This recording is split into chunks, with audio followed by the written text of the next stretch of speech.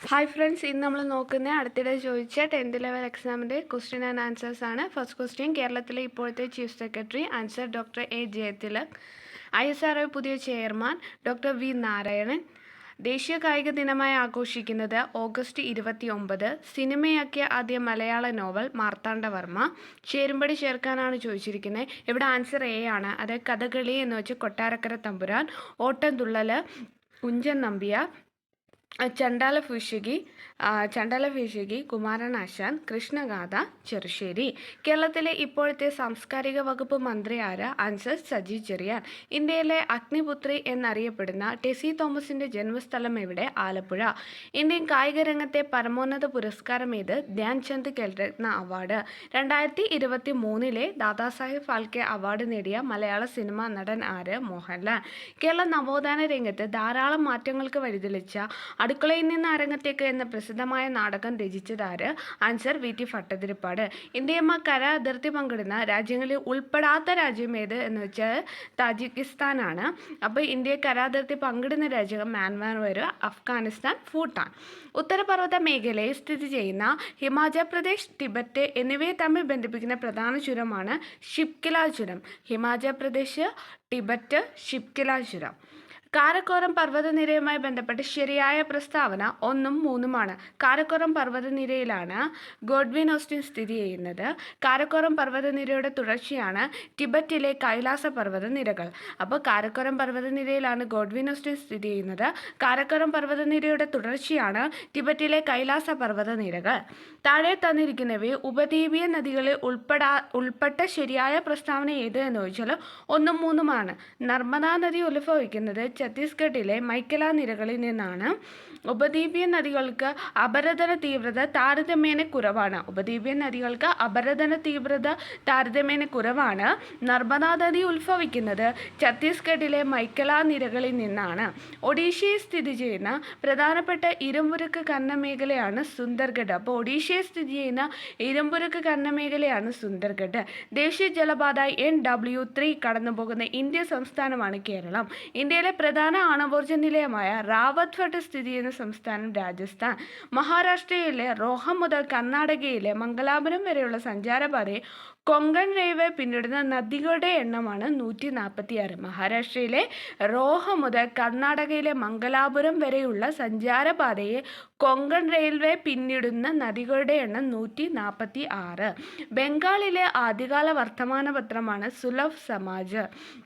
അപ്പോൾ ബംഗാളിലെ ആദ്യകാല വർത്തമാന പത്രമാണ് സുലഭ് സമാജ്. താഴെ തന്നിരിക്കുന്ന റാബി വിള അല്ലാത്തത് പരുത്തിയാണ്. അപ്പോൾ റാബി വിളകളാണ് പുകയില, കടുക്, ഗോതമ്പ്. പുകയിലയും കടുക്, ഗോതമ്പ് ഇവ റാബി വിളയാണ്. സാമൂഹ്യ പരിഷ്കരണ പ്രസ്ഥാനമായ ബ്രഹ്മസമാജത്തെ പറ്റിയുള്ള ശരിയായ പ്രസ്താവനകൾ ഏത്? 1, 2, 3 ആണ്. ജാതി വ്യവസ്ഥ നിർമ്മാർജ്ജനം ചെയ്യും. സ്ത്രീകൾക്ക് എതിരായ വിവേചനം അവസാനിപ്പിക്കുക. സതി, ശൈശവ വിവാഹം എന്നിവ അവസാനിപ്പിക്കുക. ജാതി വ്യവസ്ഥ നിർമ്മാർജ്ജനം ചെയ്യുക, സ്ത്രീകൾക്ക് എതിരായ വിവേചനം അവസാനിപ്പിക്കുക, സതി, ശൈശവ വിവാഹം എന്നിവയെ അവസാനിപ്പിക്കുക. അടുത്ത ക്വസ്റ്റ്യൻ: സ്വാതന്ത്ര്യാനന്തര ഇന്ത്യയുടെ ഭാഗമാകാൻ വിസമ്മതിച്ച നാട്ടുരാജ്യങ്ങൾ ഏതെല്ലാമാണ്? ആൻസർ 4 ആണ്. ഹൈദരാബാദ്, ജുനഗഡ്, കാശ്മീർ. അടുത്ത ക്വസ്റ്റ്യൻ: ഗാന്ധിജിയുടെ ബഹിഷ്കരണ സമര രീതിയെ എതിർത്തുകൊണ്ട് 1923 സ്വരാജ് പാർട്ടിക്ക് രൂപം നൽകിയ നേതാക്കൾ ആരെല്ലാമാണ്? ആൻസർ 3ഉം 4ഉമാണ്. CR ദാസും മോത്തിലാൽ നെഹ്റുവാണ് 1923 സ്വരാജ് പാർട്ടിക്ക് രൂപം നൽകിയ നേതാക്കൾ. CR ദാസും മോത്തിലാൽ നെഹ്റു. സ്ത്രീകളുടെ ഉന്നത വിദ്യാഭ്യാസത്തിന് വേണ്ടി 1916 മഹാരാഷ്ട്രയിൽ വനിതാ സർവകലാശാല സ്ഥാപിച്ചത് ആരുടെ നേതൃത്വത്തിലായിരുന്നു? ആൻസർ DK കാർവേ ആണ്. എന്നാണ് 1916 മഹാരാഷ്ട്രയിൽ വനിതാ സർവകലാശാല സ്ഥാപിച്ചത്? DK കാർവേ.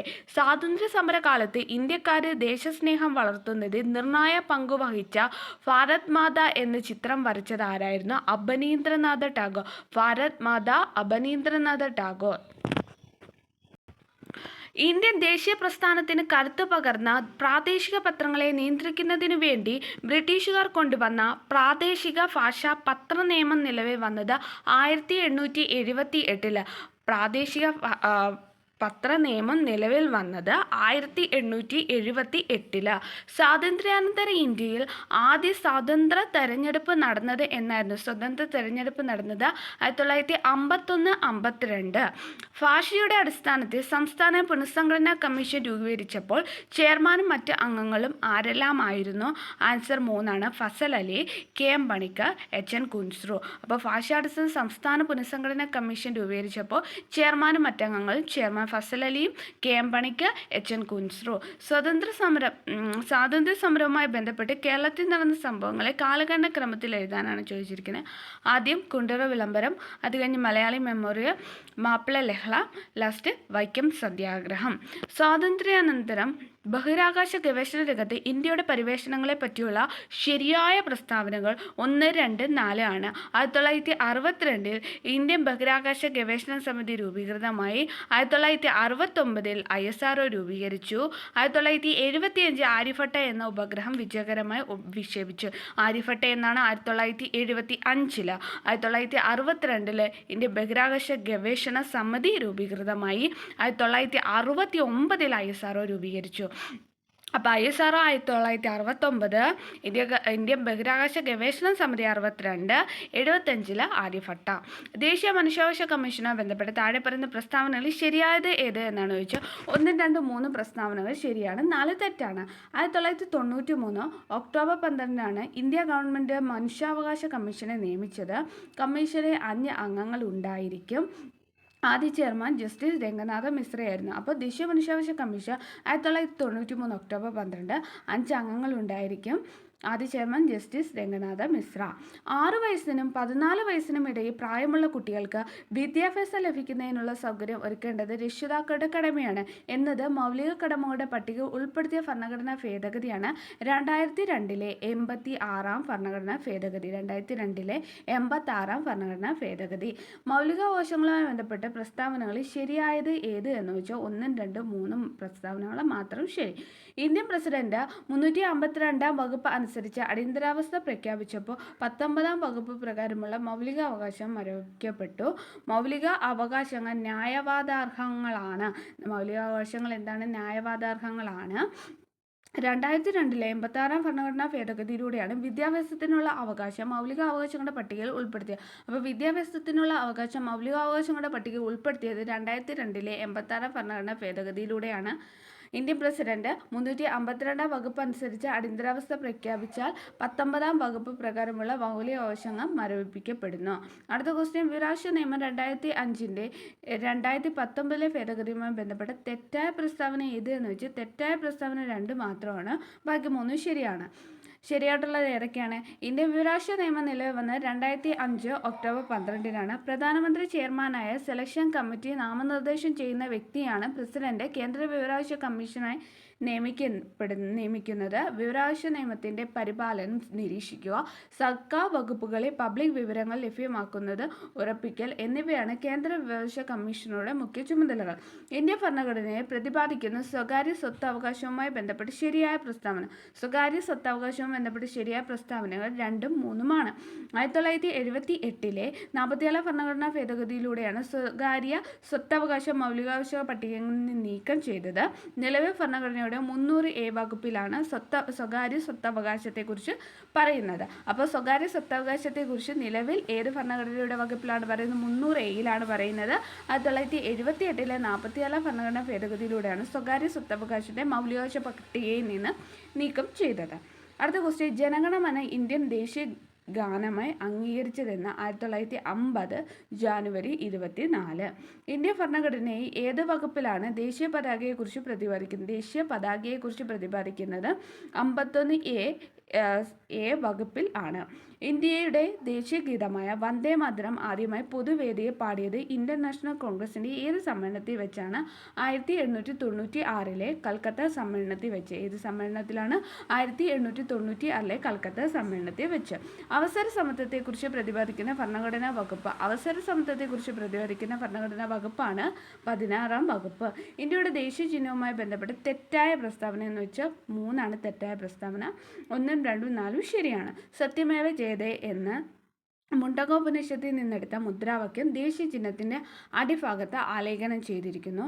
സിംഹം, കാള, കുതിര, ആന എന്നീ മൃഗങ്ങളുടെ രൂപങ്ങൾ ദേശീയ ചിഹ്നത്തിലുണ്ട്. എന്തൊക്കെയാണ്? സിംഹം, കാള, കുതിര, ആന എന്നീ മൃഗങ്ങളുടെ രൂപങ്ങൾ ദേശീയ ചിഹ്നത്തിലുണ്ട്. സാരാനാഥിലെ അശോക സ്തംഭത്തിലെ സിംഹതോരണമാണ് ഇന്ത്യയുടെ ദേശീയ ചിഹ്നമായി സ്വീകരിച്ചിരിക്കുന്നത്. അടുത്ത ക്വസ്റ്റ്യൻ, കേരളത്തിലെ ഏറ്റവും വലിയ കായൽ വേമ്പനാട്ട് കായൽ. ദക്ഷിണ ഭഗീരഥി എന്നറിയപ്പെടുന്ന നദി പമ്പ. കേരളത്തിലെ ഔദ്യോഗിക പക്ഷി മലമുഴക്കി വേഴാമ്പൽ. കേരളത്തിലെ ആദ്യ വന്യജീവി സങ്കേതം പെരിയാർ. കൊച്ചിയുടെ ശ്വാസകോശം എന്നറിയപ്പെടുന്ന പക്ഷി സങ്കേതം മംഗളവനം. വിഴിഞ്ഞം തുറമുഖം സ്ഥിതി ചെയ്യുന്ന കേരളത്തിലെ ജില്ല തിരുവനന്തപുരം. കേരള കായിക ദിനം ഒക്ടോബർ 13. കേരളത്തിലെ ആദ്യ ജലവൈദ്യുത പദ്ധതി പള്ളിവാസൽ. കേരളത്തിലെ നിത്യഹരിത വനം സൈലന്റ് വാലി. കേരളത്തിൻ്റെ ഗവർണറായ ആദ്യ മലയാളി വി വിശ്വനാഥൻ.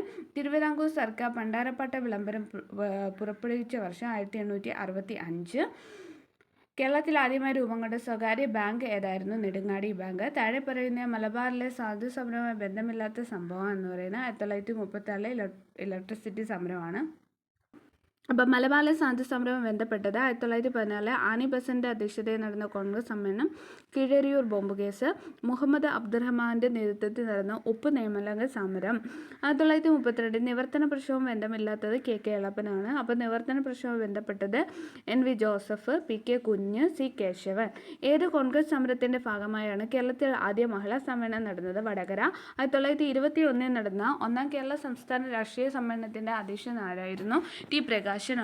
ശ്രീനാരായണ ഗുരുവിൻ്റെ ബന്ധമില്ലാത്ത പ്രസ്താവന സ്ത്രീകൾക്ക് മേൽമുണ്ട് ജാക്കറ്റും ധരിക്കുവാനുള്ള അവകാശം നേടിയെടുത്തു എന്നതാണ് ബന്ധമില്ലാത്ത പ്രസ്താവന. അപ്പോൾ ശ്രീനാരായണ ഗുരുവും ബന്ധപ്പെട്ടത് വാദിക്കാനും ജയിക്കാനുമല്ല, അറിയാനും അറിയിക്കുവാനും എന്ന പ്രഖ്യാപനം, വിദ്യ കൊണ്ട് പ്രബുദ്ധരാവുക, സംഘടന കൊണ്ട് ശക്തരാവുക, മനുഷ്യ സ്നേഹത്തിലും സർവ്വമത സാഹോദര്യത്തിൽ അധിഷ്ഠിതമായ പ്രവർത്തനങ്ങൾ. പ്രത്യക്ഷ രക്ഷ ദൈവസഭ സ്ഥാപിച്ച സാമൂഹ്യ പരിഷ്കർത്താവ് കുമാര ഗുരുദേവൻ. 1615 കേരളത്തിലെത്തിയ സാമൂതിരിയുമായി വ്യാപാര ഉടമ്പടി ഒപ്പുവെച്ച ഇംഗ്ലീഷ് ഈസ്റ്റ് ഇന്ത്യ കമ്പനി പ്രതിനിധി ആരായിരുന്നു? വില്യം കീലിംഗ് ആണ്. വയനാട്ടിലെ കുരിശ് കലാപവുമായി ബന്ധപ്പെട്ട പ്രസ്താവനകൾ ഏതെല്ലാം എന്ന് വെച്ചാൽ എല്ലാം ശരി ഉത്തരമാണ്. ബ്രിട്ടീഷുകാർ അമിത നികുതി ചുമത്തിയത്, നികുതി പണമായി അടയ്ക്കാൻ നിർബന്ധിച്ചത്, നികുതി അടയ്ക്കാൻ കഴിയാത്തവരുടെ കൃഷിഭൂമി പിടിച്ചെടുത്തു, വംശനാശ ഭീഷണി നേരിടുന്ന സസ്യങ്ങളുടെയും ജന്തുക്കളുടെയും വിവരങ്ങൾ ഉൾപ്പെടുത്തി വർഷം തോറും റെഡ് ഡേറ്റ ബുക്ക് പ്രസിദ്ധീകരിക്കുന്ന സംഘടനയാണ് IUCN. പഴങ്ങളും പച്ചക്കറികളും പാകം ചെയ്യുമ്പോൾ അടച്ചു വേവിക്കണം എന്ന് പറയുന്നത് ഏത് വിറ്റാമിൻ നഷ്ടപ്പെടാതിരിക്കാനാണ്? Vitamin C. കണ്ടക്കാടുകളെ സംബന്ധിച്ച് താഴെ കൊടുത്തിരിക്കുന്ന പ്രസ്താവനയിൽ ശരിയായത് തിരഞ്ഞെടുക്കാനാണ് ചോദിച്ചത്. 1ഉം 2ഉമാണ്. അതായത് തീരപ്രദേശത്തെ മണ്ണ് പിടിച്ചു നിർത്തുന്നു, സുനാമിയെ തടയുന്നു. കാൽമുട്ടുകളിൽ കാണപ്പെടുന്ന അസ്ഥിസന്ധി ഇവയിലേതാണ്? വിജാഗരസന്ധിയാണ് കാൽമുട്ടിൽ കാണപ്പെടുന്ന അസ്ഥിസന്ധി. ഭൗമസൂചിക പദവി ലഭിച്ച കുറ്റ്യാട്ടൂർ മാങ്ങ ഉൽപ്പാദിപ്പിക്കപ്പെടുന്ന പ്രദേശം ഉൾപ്പെടുന്ന ജില്ലയാണ് കണ്ണൂർ. താഴെ കൊടുത്തിരിക്കുന്ന വായുവിലൂടെ പകരുന്ന രോഗങ്ങൾ അല്ലാത്തവ കോളറയും ടൈഫോയിഡും ആണ്.